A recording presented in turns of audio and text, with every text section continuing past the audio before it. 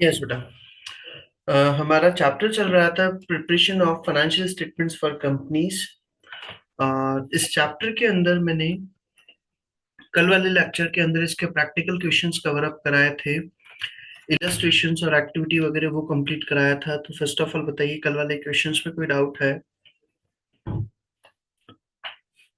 Any doubt in the yesterday topic? Statement of changes in equity वो हमने उसका question किया था। Statement of pen other comprehensive income उसका क्वेश्चन मैंने कराया था। उससे रिलेटेड कोई भी डाउट है क्या बेटा? No sir. नहीं है। चलिए, तो फिर उसी के बाद में हमारा ये टॉपिक, लास्ट टॉपिक इसके अंदर रह गया था, notes to the accounts. Notes to the accounts basically भाई, मैंने कल बताया था तो कि कंपनी जब अपने फाइनेंशियल स्टेटमेंट्स बनाती है तो फाइनेंशियल स्टेटमेंट्स के अलावा कंपनी बैलेंस शीट बनाती है, पीएनएल बनाती है, तो वहां पर तो क्या होता है, लिमिटेड इंफॉर्मेशन लिखी जाती है। अब कुछ लोग होते हैं, कुछ यूजर्स होते हैं जिनको बहुत डिटेल में इंफॉर्मेशन अगर रिक्वायर्ड होती है, वो बहुत ज्यादा अगर इंटरेस्टेड होते हैं, तो उनके लिए हम क्या करते हैं, नोट्स टू अकाउंट्स बनाए जाते हैं जहां पर हम हर इंफॉर्मेशन की डिटेल लिखी जाती है।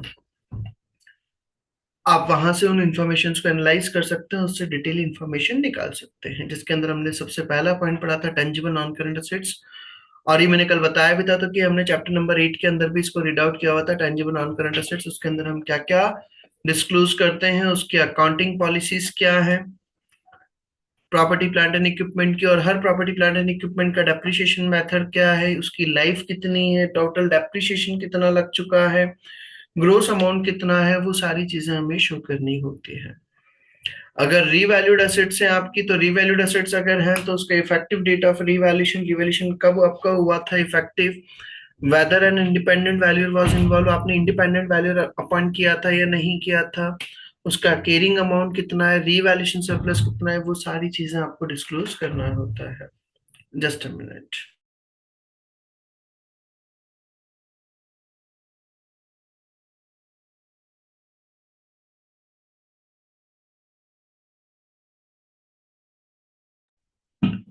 यस। फिर इसी के बाद में हमने नेक्स्ट पॉइंट डिस्कस किया था intangible non current assets. Intangible non current assets के अंदर हमें क्या क्या डिस्क्लोज करना होगा, वही सारी चीजें डिस्क्लोज करनी होगी, बस इसमें यहाँ पर क्या हो जाएगा, अमोर्टाइजेशन। तो वही आपका accounting policies for intangible assets, आपका मेथड ऑफ अमोर्टाइजेशन, अमोर्टाइजेशन का मेथड क्या है, उसकी लाइफ कितनी है, ग्रॉस कैरिंग अमाउंट कितना है, और आपने पीनल के अंदर कौन सी फिगर्स को लिया है, बैलेंस शीट में कौन सी फिगर्स को लिया है, वो सारी चीजें आपको डिस्क्लोज करना होता है। यहाँ तक का मैं ऑलरेडी बता चुका था। फिर उसी के बाद में हमने चैप्टर पढ़ा हुआ है इन्वेंट्री। कुछ ने पढ़ा हुआ है, कुछ ने हो सकता है नहीं भी पढ़ा है, तो वो मैं जिन्होंने नहीं पढ़ा है उनको मैं करा दूंगा। तो वहां पर भी इन्वेंट्री के अंदर हमें क्या डिस्क्लोज करना होता है, आपका रॉ मेटेरियल कितना है, वर्क इन प्रोग्रेस कितना है, फिनिश गुड्स कितना है। इसके अलावा आप इन्वेंट्री को आपने कॉस्ट प्राइस पर शो किया है या एनआरवी पर शो किया है, inventory shown at cost price, और नेट रियलाइजेबल वैल्यू किस वैल्यू पर आपने शो किया है, इफ इन्वेंट्री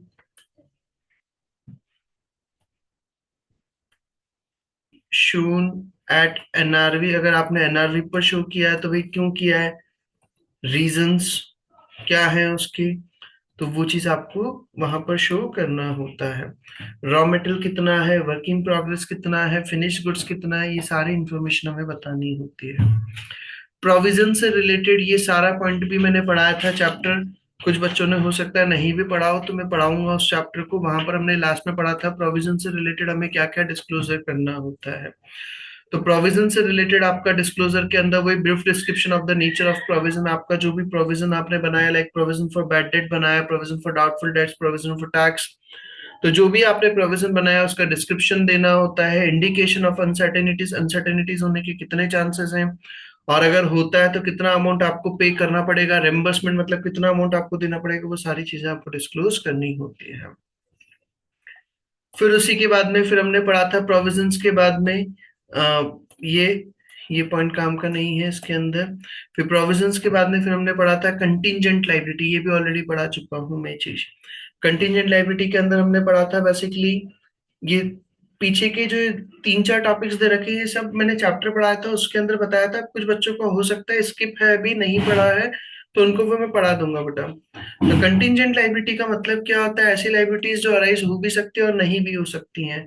तो उनसे रिलेटेड हमें क्या डिस्क्लोज करना होगा? वही ब्रीफ में डिस्क्रिप्शन आपको देना होता है, उसकी थोड़ी सी detail, estimate of the financial effect, उसका कितने एस्टिमेशन हैं, होने के चांसेस कितने हैं भाई, अगर वो लाइबिलिटी अराइज होने के कितने चांसेस हैं, अगर लाइबिलिटी अराइज होती है तो कितना अमाउंट हमें पे करना पड़ेगा, वो सारी चीजें हमें डिस्क्लोज करनी होती हैं।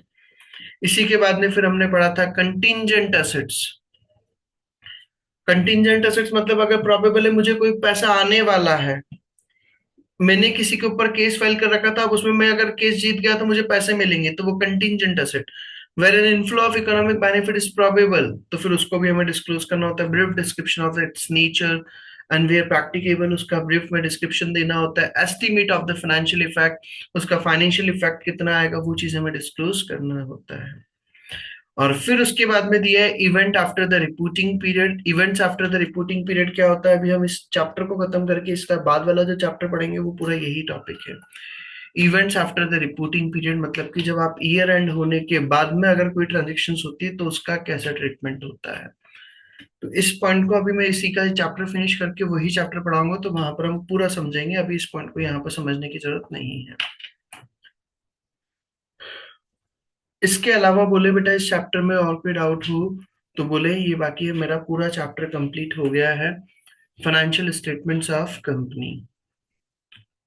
Is it clear to everyone? So, हाँ बोले। so actually I joined yesterday's class late. So can you just explain notes to the counts? Notes to accounts का मतलब सिंपल वे में ये होता है भाई, आज आप जैसे 11th 12th के अंदर होता था बैलेंस शीट के अंदर, तो हम क्या करते हैं, प्रॉपर्टी प्लांट एंड इक्विपमेंट है उसका डायरेक्टली फिगर मेंशन कर दिया आपने, 10 लाख रुपीज। बट मुझे बहुत इंटरेस्ट आ रहा है आपकी कंपनी की फाइनेंशियल स्टेटमेंट्स में एनालाइज करने में, मैंने आपसे पूछा भाई मुझे बताओ आपने डेप्रिसिएशन कौन से मेथड से लगाया, इसका ओपनिंग फिगर कितना था, क्लोजिंग फिगर कितना था, 10 बातें पूछ रहा हूं मैं आपसे। तो फिर आपको मुझे बताना तो पड़ेगा, क्योंकि मैं इन्वेस्टर हूँ आपकी कंपनी का, आप डिनाई तो कर नहीं सकते। तो वो सारी इंफॉर्मेशन कहाँ पे लिखी जाती है? नोट्स टू अकाउंट्स के अंदर लिखी जाती है, इन डिटेल इंफॉर्मेशन। डेप्रिसिएशन कौन से मेथड से लगा है, कितना डेप्रिसिएशन एक्यूमुलेट हो चुका है, ग्रॉस अमाउंट कितना है, रिवैल्यूएशन अगर करा है तो कब रिवैल्यूएशन करा है, कौन सी डेट पर रिवैल्यूएशन हुआ है, इंडिपेंडेंट वैल्यूअर अपॉइंट हुआ था नहीं हुआ था, रिवैल्यूएशन सरप्लस कितना, वो सारी डिटेल्स। बिल्कुल कि कुछ पर्सन से, सिलेक्टेड पर्सन से क्या होता है, इतने ज्यादा डिटेल पर जाने में इंटरेस्टेड होता है, हर कोई इतना ज्यादा डिटेल में जाने पर इंटरेस्टेड नहीं होता, तो इसलिए वो सिलेक्टेड पर्सन के लिए क्या किया जाता है, फिर उस चीज को अप्लाई किया जाता है। क्लियर? उसको हम कहते हैं नोट्स टू अकाउंट्स। तो वो यहाँ पर नोट्स टू अकाउंट्स के अंदर अपन ने हर चैप्टर में पढ़ा था, like tangible non current assets, उसके अंदर भी बताया था मैंने कि क्या क्या हमें डिस्क्लोज करना होता है, इनटेंजिबल असेट्स के अंदर पढ़ा, प्रोविजंस वाले चैप्टर में वो चीज हमारा दिया है बेटा। क्लियर है ये? इस चैप्टर सर में। हाँ बोले। सर नोट्स टू अकाउंट हम पहले से बना के रखते हैं प्रिडिक्शन में कि हाँ ये पूछेंगे पूछेंगे इन्वेस्टर्स, या फिर उनके पूछने से मतलब थोड़ा टाइम पहले? उनके पूछने से पहले ही, उनके पूछने से पहले ही हम मेन मेन जो जो बातें हैं जो हमारे इन्वेस्टर पूछ सकता है, वो चीजें तो हम पहले से डिस्क्लोज कर देंगे, क्योंकि इन्वेस्टर के क्वेश्चंस वगैरह कुछ ना कुछ तो आते ही आते हैं। और फिर उसके बाद में भी अगर कोई और कोई क्वेश्चन आता है तो फिर उसका भी रिप्लाई देंगे। बट जो नॉर्मल पॉइंट्स है, जो डेप्रिसिएशन का मेथड है और ये जो हमने पॉइंट्स पढ़े, ये चीजें तो हम पहले से डिस्क्लोज करके रख देते हैं, ताकि इन पॉइंट्स पे तो डिस्कशन करने की रिक्वायरमेंट नहीं रहे। और बोलिए बेटा इसके अलावा।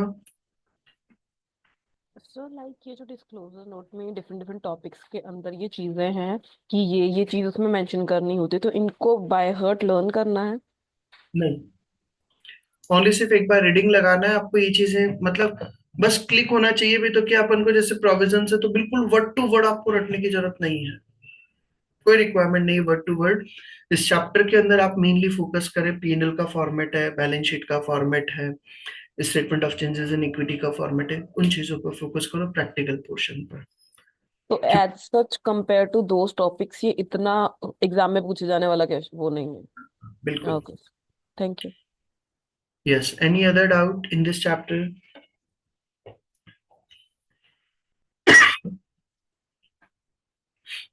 और कोई डाउट है बेटा? ये आगे का नेक्स्ट टॉपिक स्टार्ट करें?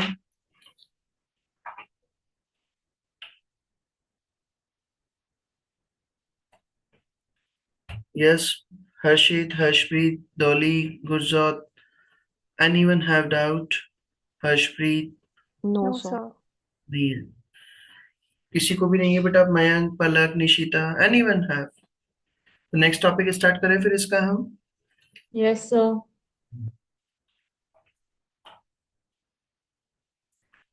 So today I am going to start new chapter, chapter number 21, events after the reporting period. छोटा सा चैप्टर है, events after the reporting period. क्या होता है बेसिकली इस चैप्टर को? भाई हमने बेटा, होता क्या है सिस्टम आपका, ये मेरा 1 अप्रैल है बेटा, ये मेरा ईयर एंड होता है 31 मार्च को।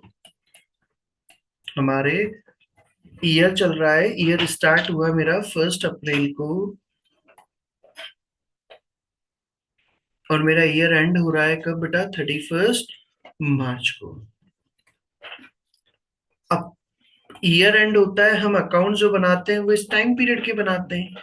इस डेट को हम 31 मार्च को हम क्या कहते हैं? Reporting date. इसको क्या कहा जाता है बेटा? Reporting date. और ये जो 1 अप्रैल से 31 मार्च तक का जो टाइम पीरियड होता है, इस टाइम पीरियड को कहा जाता है रिपोर्टिंग पीरियड। भाई आप जो रिपोर्ट बना रहे हैं वो कौन से टाइम पीरियड की बना रहे हैं? 1 अप्रैल से लेकर 31 मार्च तक की।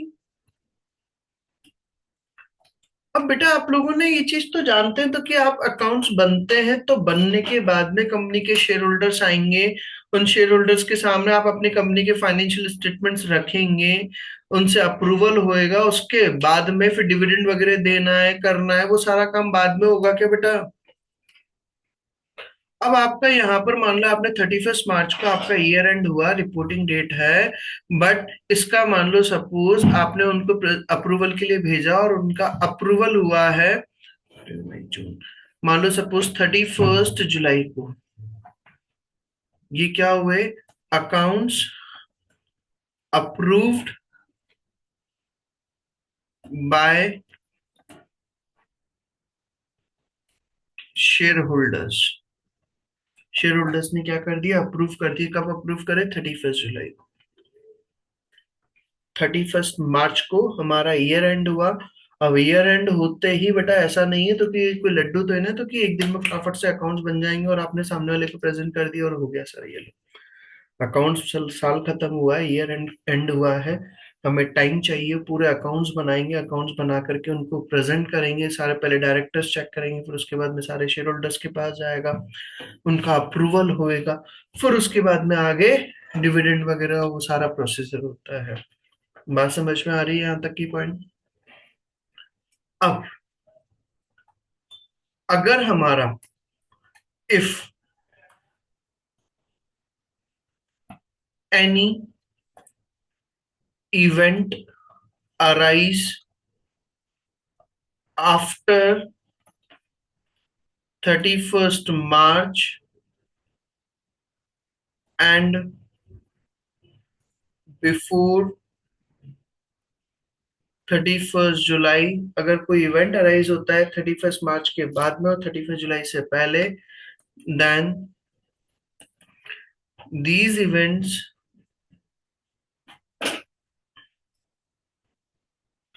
known as event after reporting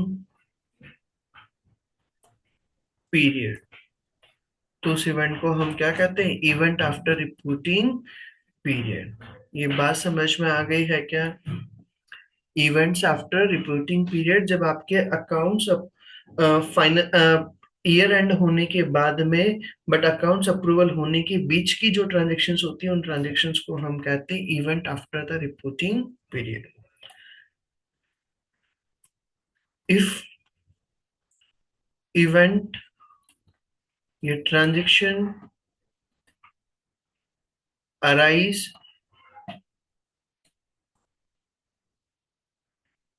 after approval by shareholder. अगर शेयर होल्डर्स के अप्रूवल के बाद में अगर कोई ट्रांजेक्शन अराइज होती है, then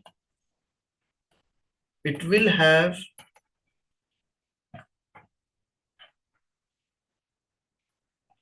no impact on previous year financial statements. तो उनका प्रीवियस ईयर के फाइनेंशियल स्टेटमेंट्स पर कोई इम्पैक्ट नहीं आता है। सो यहाँ पे इवेंट्स ट्रांजेक्शंस जो रेगुलर होते हैं, ये सेल्स परचेज, कोई मशीनरी ले ली कुछ, वही है ना? नहीं, वो नहीं है। कोई बड़े इवेंट्स होते हैं, ओके। रेगुलर ट्रांजेक्शंस की बात हम नहीं कर रहे हैं। सो लाइक कौन मैं से? मैं भी बताता हूँ। जैसे अगर मान लो बिजनेस में फायर ऑकर्ड हो गई, जो एक एक्स्ट्राऑर्डिनरी ट्रांजेक्शंस है, हम बिजनेस को बंद करने का प्लान कर रहे हैं, कोई मेजर बैड डेट हो गया है, दीज टाइप ऑफ इवेंट्स। जब आप ओके। सेल परचेज करते हैं तो आप ऐसा तो है ना भाई 3 महीने बिजनेस को बंद रखोगे, that's not possible. Yes sir. वो हम उन पॉइंट्स की बात नहीं कर रहे हैं। हम जो मेजर इवेंट्स होते हैं, कुछ एक्स्ट्रा ऑर्डिनरी ट्रांजेक्शन्स होती है, उनकी हम बात कर रहे ओके सर। हैं। तो ईयर एंडिंग होने के बाद में, रिपोर्टिंग डेट के बाद में, बट अकाउंट्स अप्रूवल होने के पहले जो इवेंट्स होते हैं, उन इवेंट्स को हम कहते हैं event after the reporting period. But अगर कोई इवेंट, अगर आपका ये कोई ट्रांजेक्शन जो है वो अगर शेयर होल्डर्स के अप्रूवल होने के बाद में अगर होती है, तो उसका प्रीवियस ईयर पर कोई इम्पैक्ट नहीं आता है। But if event arise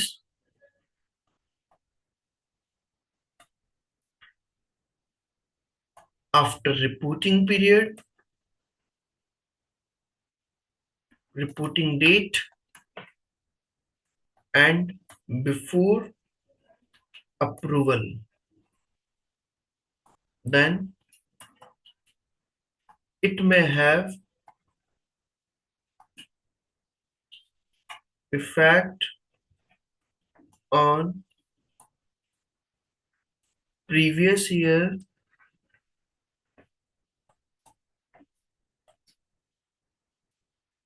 financial statements. तो उसका हमारा क्या हो सकता है, प्रीवियस ईयर के फाइनेंशियल स्टेटमेंट्स पर इम्पैक्ट आ सकता है। कर जरूरी नहीं उसका भी है, आ सकता है। तो वहां पर चांसेस है, अगर इवेंट्स अराइज होते हैं after the reporting date but before approval, तो उन इवेंट्स का प्रीवियस ईयर के फाइनेंशियल स्टेटमेंट्स पर इम्पैक्ट आ सकता है। तो सबसे पहले तो मुझे बताइए, इवेंट आफ्टर रिपोर्टिंग पीरियड का मीनिंग समझ में आ गया है क्या बेटा सभी को? Yes sir. भाई यस ऐसे सर। ऐसे इवेंट्स जो आपके अकाउंट्स अप्रूवल होने से पहले बट रिपोर्टिंग डेट के बाद में जो अराइज होते हैं, उन इवेंट्स को हम कहते हैं event after the reporting period. ठीक है सर, यहाँ तक की बात। फिर आगे देखें हम, event after reporting period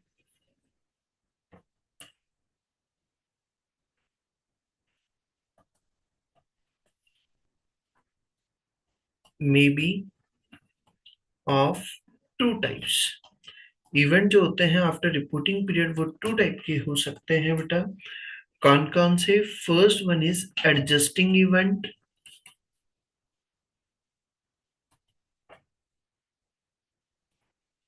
and second one is non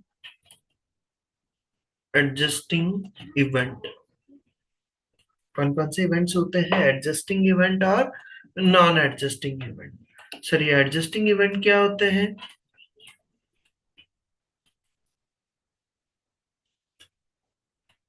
adjusting event, it means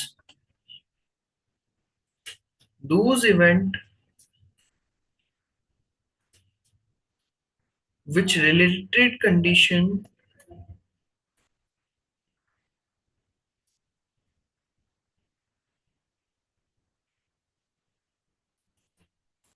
exist on reporting date भी ऐसे इवेंट जिससे रिलेटेड कंडीशंस रिपोर्टिंग डेट पर एग्जिस्ट करते थे, फॉर एग्जाम्पल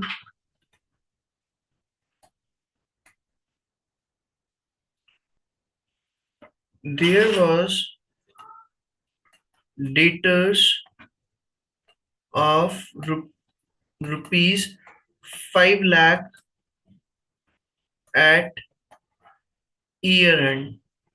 आपके ईयर एंड पर बुक्स में डेटर्स एग्जिस्ट करते थे कितने, 5 लाख रुपीज के।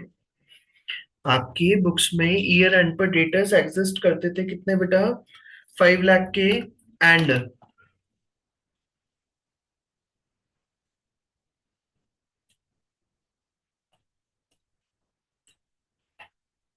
at reporting date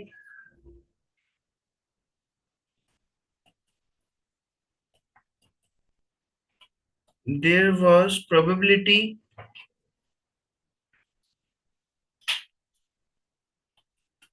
of some bad debt, कुछ पैसे डूबने की, बैड डेट होने के चांसेस थे।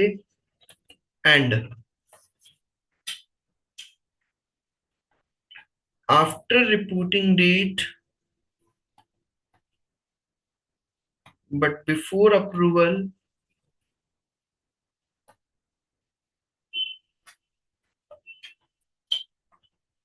Debtors of rupees 1 lakh become bad. 1 lakh के जो डेटर्स थे वो क्या हो गए, बैड हो गए, मतलब बैड डेट हो गए। 5 लाख के डेटर्स थे, अकाउंट्स बन गए, अकाउंट्स बनने के बाद में अप्रूवल होने से पहले ही क्या हो गए, 1 लाख के डेटर्स बैड डेट हो गए। अब अगर वो चीज को मैं एडजस्ट नहीं करूं तो शेयर होल्डर्स के सामने जो रिपोर्ट जाएगी वो रिपोर्ट में क्या होगा, गलत हो जाएगा, नहीं हो जाएगा। भाई वो तो क्या बोलेंगे, भाई तो कि लाओ भाई आपके डेटर्स रखे, अच्छा 5 लाख के डेटर्स पड़े। लेकिन अगर उनको हम ये बात नहीं बताएं तो कि सर इसमें 1 लाख के डेटर्स मेरे बैड डेट हो गए, तो गलत इंफॉर्मेशन जाएगी, नहीं जाएगी उनके ऊपर। सो बट ऐसे भी हो सकता है कि लाइक जो नेक्स्ट ईयर की फाइनेंशियल स्टेटमेंट्स होंगी उसके अंदर वो कम हो जाएगा। उसके लिए कम हो जाएगा, लेकिन अभी तो वो शेयर होल्डर्स के सामने आपने जो रिपोर्ट रखी, पहले उस रिपोर्ट में तो लिखा हुआ डेटर्स हैं तो कि 5 लाख के, और एक्चुअल में डेटर्स रखे हैं 4 लाख के। 1 लाख के डेटर्स क्या हो गए, बैड हो गए। और जिस दिन ईयर एंड हुआ था उस दिन उससे रिलेटेड कंडीशंस एग्जिस्ट करती थी, नहीं करती थी, आपने बुक्स में उसको शो कर रखा था क्या। अच्छा। तो उन इवेंट्स को हम क्या कहते हैं, एडजस्टिंग इवेंट्स। मतलब कि जिस दिन आपका ईयर एंड हुआ उससे रिलेटेड अगर कंडीशंस एग्जिस्ट करती है तो उसको हम कहते हैं एडजस्टिंग इवेंट्स। और एडजस्टिंग इवेंट्स को हमें बुक्स में क्या करना पड़ता है, एडजस्ट करना पड़ता है, मतलब रेक्टिफाई करना होता है। So adjusting events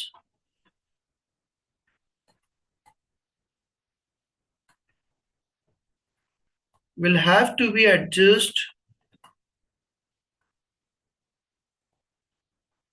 in books of accounts। क्योंकि बेटा जब तक आपके जो अकाउंट से शेयर होल्डर से अप्रूव नहीं हो जाते तब तक आप उसमें चेंज कर सकते हैं अगर रिक्वायरमेंट है तो आपके एडजस्टिंग इवेंट्स को आप क्या करना होगा, अगर आपके कोई भी एडजस्टिंग इवेंट्स होते हैं तो आपको उसको एडजस्ट करना पड़ेगा अकाउंट्स के अंदर। यहां तक का पॉइंट क्लियर है, यहां तक का पॉइंट क्लियर बेटा, एडजस्टिंग इवेंट। फिर इसी के बाद में आते हैं हम, बी पॉइंट आता है इसी के अंदर, non adjusting event. Non adjusting events क्या होते हैं, events, those events related to which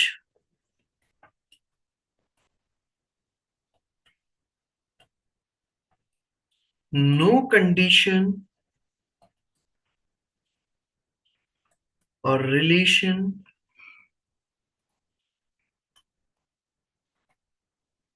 exist at year end date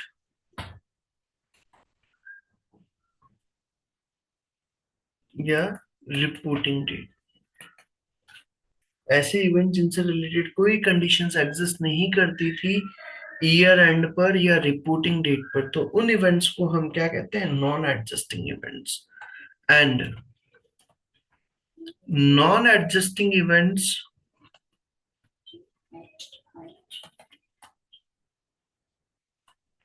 are not to be adjust, उनको आपको एडजस्ट नहीं करना होता in financial statements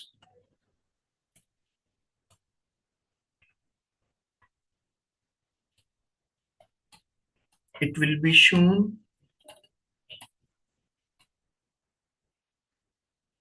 only in disclosure notes. उनको हम सिर्फ कहां पर शो किया जाता है, डिस्क्लोजर नोट्स बोल दें या फिर हम बोल दें नोट्स टू अकाउंट्स,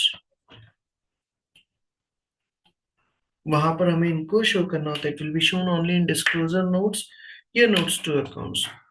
उनको हम फाइनेंशियल स्टेटमेंट्स के अंदर एडजस्ट नहीं करते हैं, फाइनेंशियल स्टेटमेंट्स के अंदर शो नहीं किया जाता। सो नॉन एडजस्टिंग इवेंट्स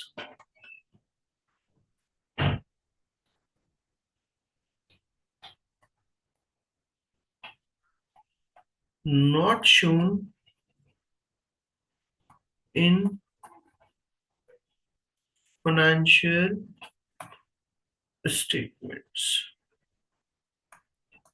यहां तक का पॉइंट क्लियर है बेटा? सर ये no condition exist at the year end, ये क्या, इसका मतलब क्या है सर? उससे रिलेटेड आपको मतलब पहले से प्रिडिक्शंस नहीं थे, कुछ एक आइडिया नहीं था, एक सडनली हो गया है। अभी मैं एग्जांपल दे करके समझाऊंगा वो चीज। भाई जो पहले से प्री प्लान नहीं था, आज आप अगर सीधे से जैसे हमने ऊपर पढ़ा, आप बिजनेस कर रहे हैं तो आप अगर उधार में रखते हैं तो ऑब्वियसली थोड़ी बहुत तो बैड डेट आता है, नहीं आता है? कंफर्म होगा नहीं होगा बिजनेस के अंदर क्या 100% रिकवरी हो जाए? ऐसा पॉसिबल है क्या बेटा किसी भी बिजनेस में? No sir. थोड़ा बहुत तो बैड डेट आता ही आता है बेटा। Yes sir. तो वो चीज हमारा क्या हो गया, एडजस्टिंग इवेंट का भी, तो क्या आप उसको सही करो। नॉन एडजस्टिंग इवेंट जिससे रिलेटेड पता नहीं था तो कि एकदम से हो गया, सडनली हो गया, फायर ऑकर्ड हो गई बिजनेस के अंदर, आग लग गई। क्या आपको पहले से कुछ होता है क्या, कंडीशंस एग्जिस्ट करती है क्या? अभी तो क्या हमें पहले से पता है? No sir. वो चीज हमारा क्या होता है, नॉन एडजस्टिंग इवेंट्स। उसका कैसे होता है वो अभी हम पूरा उसमें पढ़ेंगे। आप अभी इसका मेन कंसेप्ट पे याद रखें। दो इवेंट्स आफ्टर रिपोर्टिंग पीरियड का मीनिंग मैंने बता दिया। ऐसे इवेंट्स जो ईयर एंड होने के बाद में बट अकाउंट्स के अप्रूवल होने से पहले अगर अराइज होते हैं तो उन इवेंट्स को हम कहते हैं events after the reporting period. दो तरह के इवेंट्स होते हैं, adjusting event and non adjusting event. Adjusting event जिनसे रिलेटेड कंडीशंस अगर एग्जिस्ट करती है तो उनको हम कहते हैं एडजस्टिंग इवेंट्स। उनको हमें अपने फाइनेंशियल स्टेटमेंट्स के अंदर एडजस्ट करना होता है। नॉन एडजस्टिंग इवेंट जिनसे रिलेटेड कोई कंडीशन एग्जिस्ट नहीं करती है तो उनको हम अपने फाइनेंशियल स्टेटमेंट्स में एडजस्ट ना करके उनको हम सीधा डिस्क्लोजर नोट्स के अंदर शो किया जाता है। यहां तक का पॉइंट क्लियर बेटा? Yes sir. इसका हम डायरेक्टली अब चैप्टर पर आते हैं। चैप्टर के अंदर हम रीड आउट करेंगे, फिर मैं वहां पर इसका एग्जांपल्स वगैरह वो सब कुछ समझाता हूँ। देखिए इसके अंदर क्या लिखा हुआ है। इस चैप्टर के अंदर ये हमारा चैप्टर दिया है, छोटा सा चैप्टर है, बहुत ज्यादा लेंदी नहीं है, आज खत्म भी हो जाएगा। Questions on this topic are likely to require you to identify adjusting and non adjusting event. आपके एग्जाम में क्वेश्चन पुट अप हो सकता है जिसके अंदर आपको एडजस्टिंग और नॉन एडजस्टिंग इवेंट आइडेंटिफाई करने के लिए बोला जा सकता है from a list of options and the appropriate accounting treatment of each event. क्या क्या दिया है इस चैप्टर के अंदर? तीन टॉपिक्स दिए हैं। Events after the reporting period का डेफिनेशन क्या होता है, एडजस्टिंग इवेंट्स क्या होते हैं और नॉन एडजस्टिंग इवेंट, बस ये तीन टॉपिक्स दिए हैं। तो देखिए हम इसके अंदर सबसे पहला हमारा फर्स्ट टॉपिक दिया है events after the reporting period. इसका मीनिंग क्या होता है? तो इवेंट्स बहुत फेवरेबल एंड अनफेवरेबल, जो अच्छे भी हो सकते हैं और खराब भी हो सकते हैं। फेवरेबल और unfavourable that occur between the end of the reporting period, जो reporting period end होने के बाद में होते हैं, and the date when the financial statements are authorized for issue. और फाइनेंशियल स्टेटमेंट जब ऑथराइज होते हैं इशू, मतलब जब आप उनको अप्रूवल वगैरह के लिए रख देते हैं उससे पहले, तो उस टाइम पीरियड के जो इवेंट्स होते हैं उसको हम कहते हैं events after the reporting period. There are two types of events after the statement of financial position period and date. दो तरह के events होते हैं. First one is adjusting events and the second one is non-adjusting events. यहां तक का point clear है बेटा सभी को? Yes sir. अब एडजस्टिंग इवेंट्स क्या होते हैं उसको हम देखें. Events which provide evidence of conditions, जो क्या करते हैं, एविडेंस प्रोवाइड करते हैं कंडीशंस का which existed at the end of reporting period. उससे रिलेटेड कंडीशंस क्या थी आपकी, इवेंट रिपोर्टिंग पीरियड के एंड होने पर कंडीशंस एग्जिस्ट करती थी.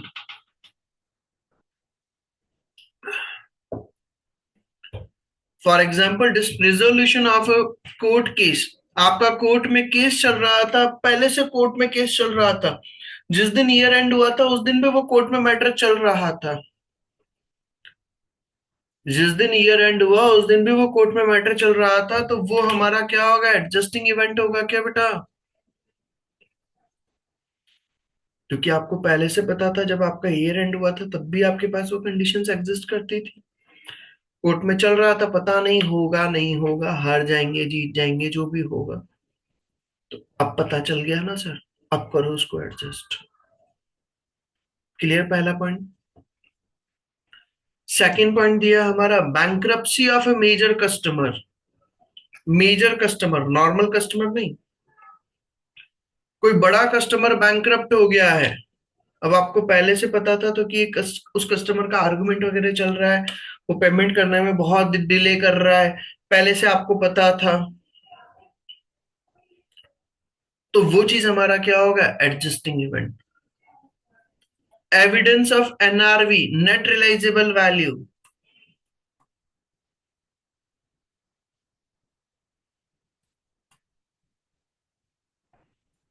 Net realisable value.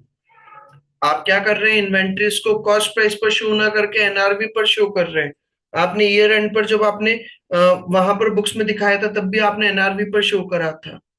क्यों? क्योंकि उसकी वैल्यू क्या हो गई, जितने पर हमने खरीदा था उससे भी कम रेट पर हम सेल कर पा रहे हैं, और वो आपने ईयर एंड हुआ था तब भी आपने उसी पर शो करा था, तो वो फिर हमारा क्या होगा, एडजस्टिंग इवेंट.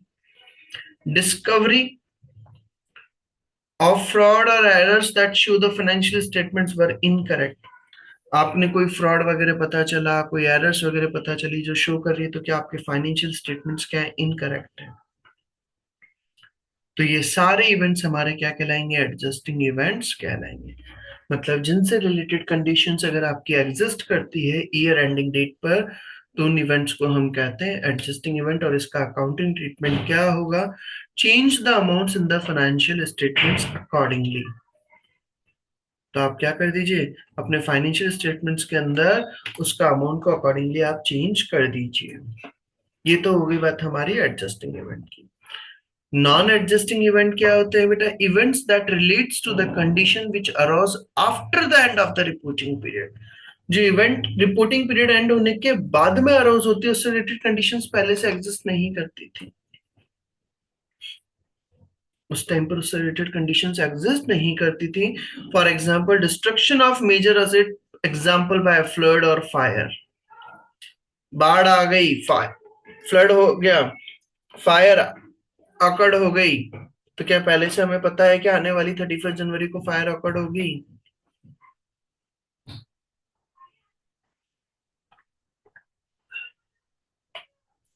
तो वो चीज हमारा क्या होगा, non adjusting event. Major share transactions, आपके शेयर्स की कोई ट्रांजेक्शन अगर हुई है,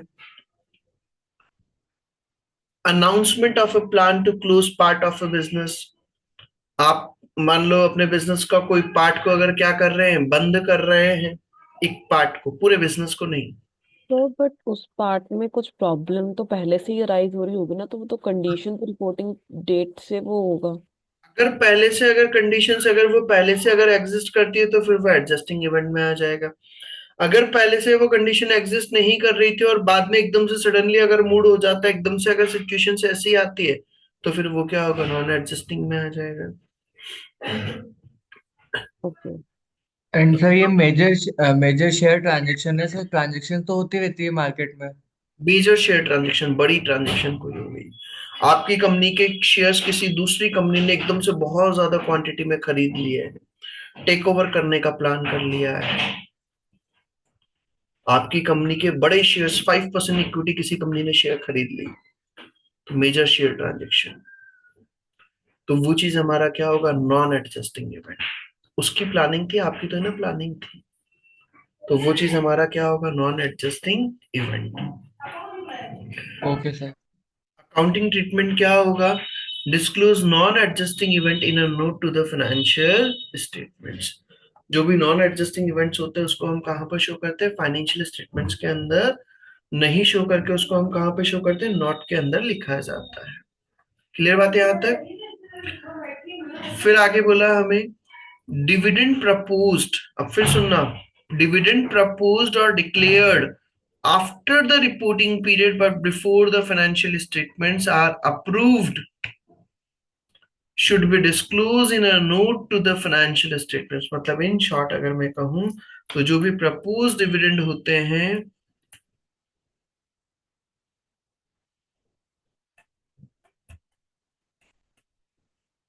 propose dividend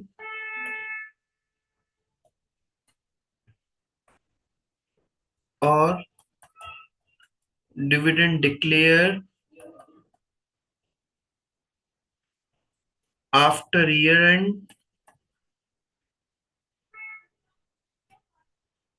and before approval,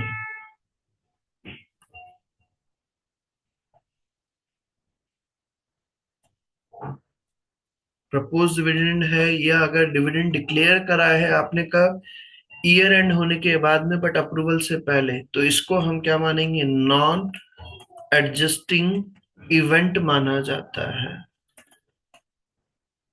इस चैप्टर में बहुत ज्यादा डेप्थ में जाने की जरूरत नहीं है आप लोगों को, आपको सिर्फ कंसेप्ट याद रखना है, वर्बली स्टेटमेंट याद होना चाहिए आपको, मीनिंग याद होना चाहिए। एक क्वेश्चन आता है ज्यादा से ज्यादा, वो भी रेगुलर नहीं आता है, तो कोई बहुत ज्यादा रेलिवेंट चैप्टर नहीं है जो आपको बहुत ज्यादा इन डेप्थ में जाने की जरूरत है, बस आपको मेन मेन कंसेप्ट ऊपर का याद रखना है। तो इसको हम क्या मानेंगे, प्रपोज डिविडेंड या डिविडेंड डिक्लेयर को हम क्या मानेंगे, नॉन एडजस्टिंग इवेंट माना जाएगा। यहां तक का पॉइंट क्लियर बेटा। Yes sir. Yes sir. तो उसी की बेसिस पर आपको ये एक्टिविटी नंबर 1 दे रखा है, जिसके अंदर आपसे क्या बोला है, which of the following events after the reporting period would normally be classified as a non adjusting event. आपको ये 4 इवेंट्स दे रखे हैं जिसमें से बताना है तो कि इनमें से कौन सा इवेंट जो है वो नॉन एडजस्टिंग इवेंट और कौन सा वो नॉन एडजस्टिंग इवेंट के अंदर आ रहा है, वो बताना है हमें बस। लाइक फर्स्ट पॉइंट दिया है हमारा, नॉन एडजस्टिंग इवेंट बताने हैं, a fall in the market price of the shares held by the entity as investment.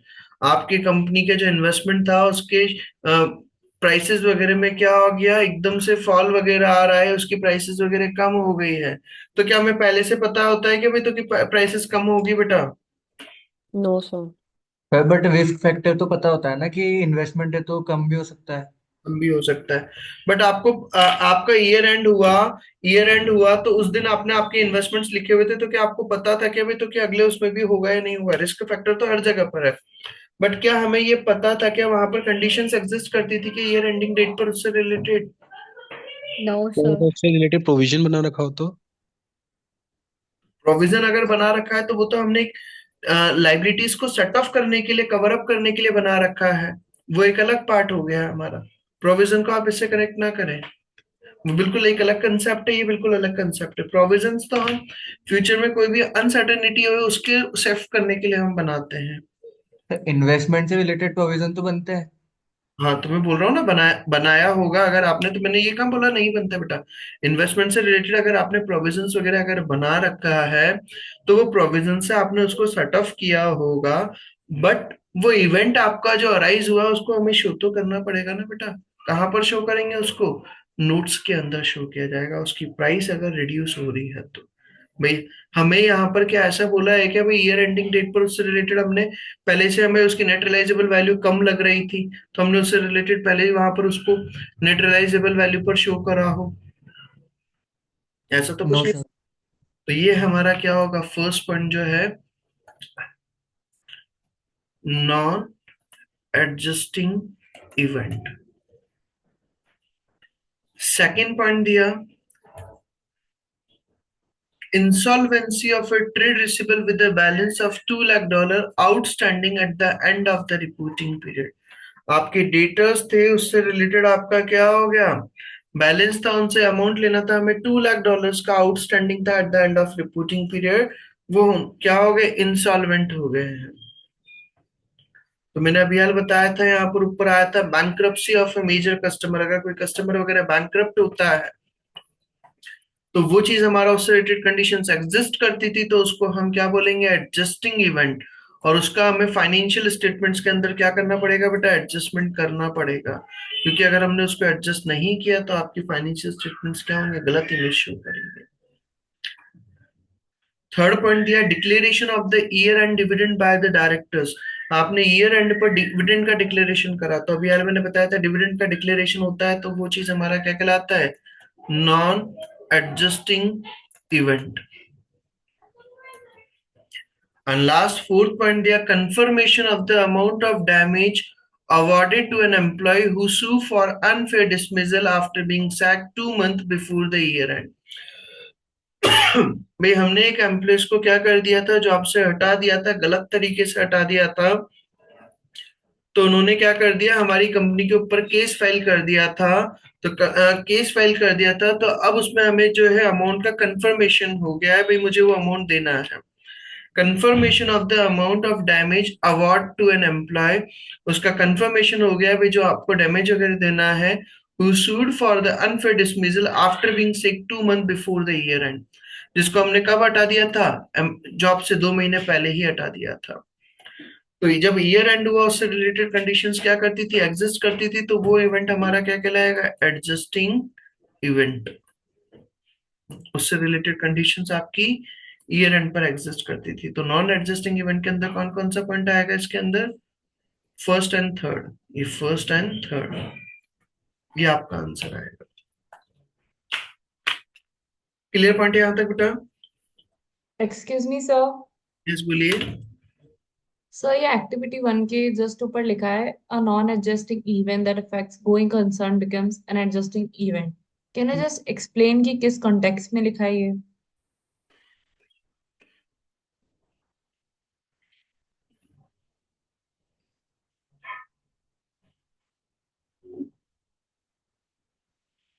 कोई भी नॉन एडजस्टिंग इवेंट है, और भाई हमने गोइंग कंसर्न कंसेप्ट पढ़ा था, जिसके अंदर हम क्या मानते हैं, बिजनेस एक लॉन्ग टर्म पीरियड तक कंटिन्यू रहेगा, वो बिजनेस बंद नहीं होगा until unless special situations arise नहीं होती है।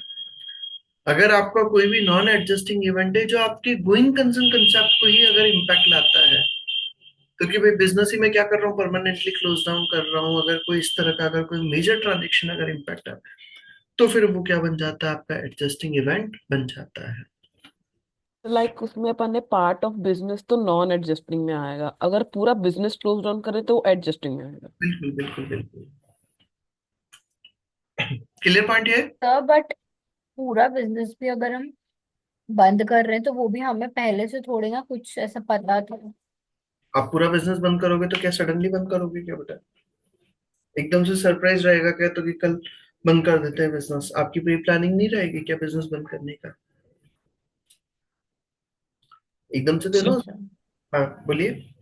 सर मतलब मेजोरिटी जो एडजस्टमेंट है वो मतलब थियोरेटिकल है, मतलब एक कंडीशन मतलब न्यूमेरिकली कहीं प्रेजेंट नहीं है, मतलब बिल्कुल। बस पता है कि हो सकती है। हाँ, बस इसमें वही चीज है, इसके अंदर मेन यही कंसेप्ट आ रहा है, आपको कंडीशन वो चीज देखना होता है, तो कि उस ईयर एंड पर उससे रिलेटेड कंडीशन अगर एग्जिस्ट कर रहा है तो वो एडजस्टिंग इवेंट है, नहीं कर रहा है तो नॉन एडजस्टिंग इवेंट, बस ये फंडा है इस chapter का। एंड सर मार्केट में जो ब्लॉक डील्स होती है वो एडजस्टिंग होती है कि नॉन एडजस्टिंग? ब्लॉक डील्स किस वे में, थोड़ा सा उसको एक्सप्लेन करो। ब्लॉक डील्स मतलब वही लार्ज अमाउंट ऑफ शेयर्स अगर ट्रांजैक्ट हो रहे हैं तो फिर अगर, हाँ, अब मैं वही चीज मैंने इसलिए बोला, अगर आपकी बड़ी शेयर ट्रांजेक्शन अगर हो रही है ब्लॉक डील्स में, अगर बहुत बड़ी ट्रांजेक्शन हो रही हैं, हम ब्लॉक डील्स में भी मैंने इसलिए पूछा, अगर एक मेजर अमाउंट की ट्रांजेक्शन हो रही है, मान लो आप किसी कंपनी की 5% इक्विटी खरीद रहे हैं। 5% इक्विटी खरीदना बहुत बड़ी बात होती है, बट आज मान लो रिलायंस कंपनी के 5% इक्विटी मतलब 2,000 करोड़, 3,000 करोड़ रुपए। आप अगर एक ही कंपनी के शेयर्स के पीछे 3,000 करोड़ रुपए लगा रहे हैं, मतलब कि कुछ ना कुछ गड़बड़ है। तो वो चीज हमारा क्या होगा, मेजर शेयर ट्रांजेक्शन अगर हो रही हैं, तो वो चीज हमारा कहलाएगा नॉन एडजस्टिंग इवेंट। उसको फिर आपको नोट्स के अंदर बताना पड़ेगा। अगर आपकी छोटी मोटी ट्रांजेक्शन अगर होती हैं, तो वो नॉर्मल ट्रांजेक्शन हो गया, उसको ना एडजस्टिंग में लेंगे ना नॉन एडजस्टिंग में लेंगे, उसको दिखाएंगे ही नहीं। क्योंकि नॉर्मल तो सेल परचेज तो रेगुलर होता है कंपनी। आज मान लो अडानी ग्रुप है, अडानी ग्रुप के शेयर्स वगैरह सेल परचेज तो रेगुलर होते नहीं होते हैं। लेकिन अगर कोई एक कैंडिडेट लंबा चौड़ा पैसा लगा रहा है बेटा किसी कंपनी के शेयर्स में, तो फिर वो क्या होगा, आपका मेजर शेयर ट्रांजेक्शन, तो वो नॉन एडजस्टिंग इवेंट में आ जाएगा। Okay sir. क्लियर पॉइंट है यहाँ तक का? Yes sir. ये आपका चैप्टर फिनिश हो गया है, events after the reporting period, chapter number 21। ठीक है बेटा? So till now today we have completed chapter number 20 and chapter number 21. Both chapters have completed, तो आप इन चैप्टर्स को कंप्लीट करें। कल हम इसमें नया चैप्टर स्टार्ट करेंगे, फिर स्टेटमेंट ऑफ कैश फ्लो। ठीक है? Okay sir. चलिए यहाँ तक का आज आप कंप्लीट करें, बाकी का हम कल करते हैं सेम टाइम पर। ओके बेटा, thank you everyone. Thank you sir. Welcome. Thank you sir. Welcome.